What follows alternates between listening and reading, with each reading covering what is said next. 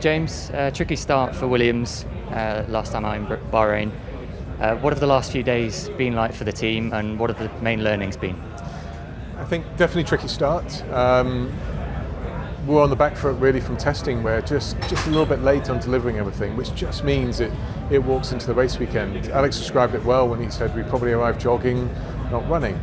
The last few days have been understanding really in depth why we suffered such a large power unit cooling issue in the race. Mercedes did as well. It's just, we've got to get to the bottom of that one, because understanding it is just throwing away weight and performance.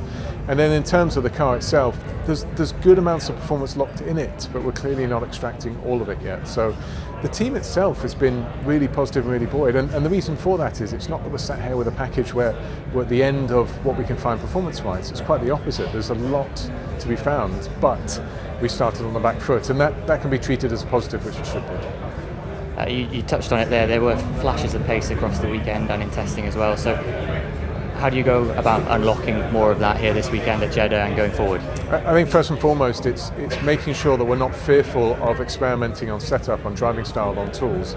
All too often you can be constrained by your own concern that you can go backwards as well as you can forwards, and this is the opportunity to really start evolving into testing the limits of it. I think you saw an FP1, that's a better position from us, probably more in line with what I was hoping for from testing in Bahrain.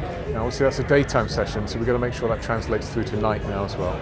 Just finally, we've seen some big movements obviously in the driver market. You've mentioned a couple of times that Alex is locked in through 2025. I mean, how confident are you of keeping him for the longer term?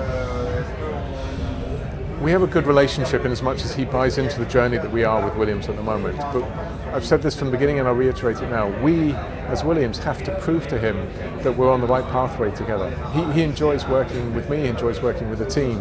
And those are some of the positive foundations that you can't just magic up, they're there. But he has an insatiable desire, rightly so, to show the world how good a driver he is. Now our job is to make sure we move this team forward step by step. And in doing so, we'll bring him on the journey with us. Perfect. Thank you, James.